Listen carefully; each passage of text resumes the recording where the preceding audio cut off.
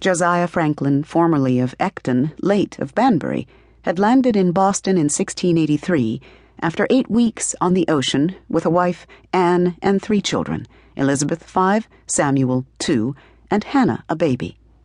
He had joined the Old South Meeting House, whose pastor, Samuel Willard, had seen his last church in the town of Groton burned to the ground by Indians.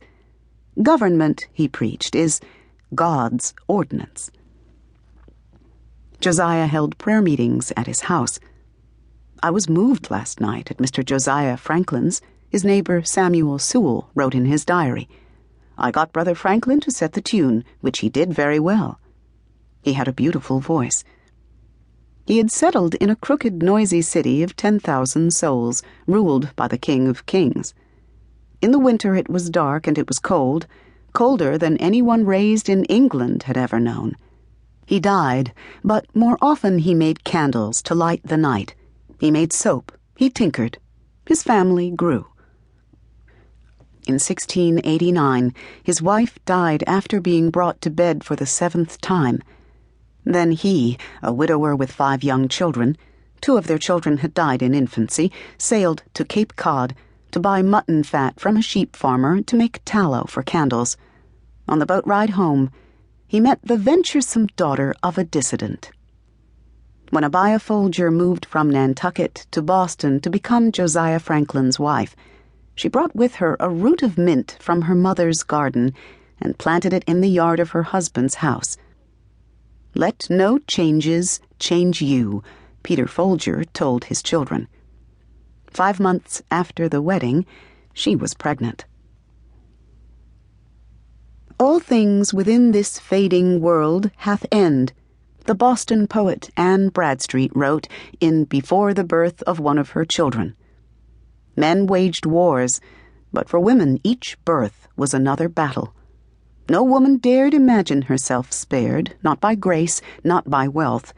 Pain was her portion. Even if she survived childbirth, she could scarcely expect that her child would. Queen Anne, who ascended to the throne in 1702, was pregnant 17 times. 6 of her pregnancies ended in miscarriage, 6 in stillbirth. 1 son and daughter, the little prince and princess of Denmark and Norway, died the day they were born.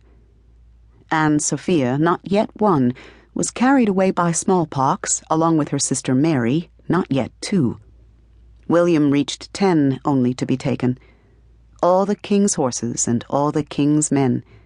None could save the queen's children.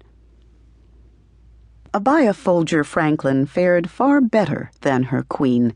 In 1703, when no one was looking, one of her toddlers fell into a tub. Ebenezer Franklin of the South Church, a male infant of 16 months old, was drowned in a tub of suds, Samuel Sewell wrote in his diary.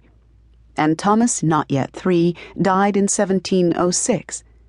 But in 1712, when Abiah was pregnant again, she had given birth to 9 children, and 7 had survived. Her 10th would be her last. "She suckled all her 10 children," is nearly all that Benjamin Franklin ever wrote about his mother. She stitched, prayed, read, butchered, cooked, washed, scrubbed, tended her garden, boiled soap, and dipped candles, and on the darkest day of her life, she fished one of her sons, slippery as an eel, out of a tub of suds. But it was the suckling that Franklin remembered, his mother, with a baby at her breast. To suck was to live. "My wife sat up, and he sucked the right breast bravely, that had the best nipple," Sewell wrote in his diary, with pride and relief, after the birth of his first child. "You will suckle your infant yourself if you can. Be not such an ostrich as to decline it," Increase Mather's son Cotton preached from his pulpit at Boston's North Church. Through the 2nd summer was wisest. That meant mothers weaned their infants at somewhere between a year and 16 months, sending them away to bleat under someone else's roof. Or they went on a weaning journey and left their children at home. Or they rubbed mustard or worm.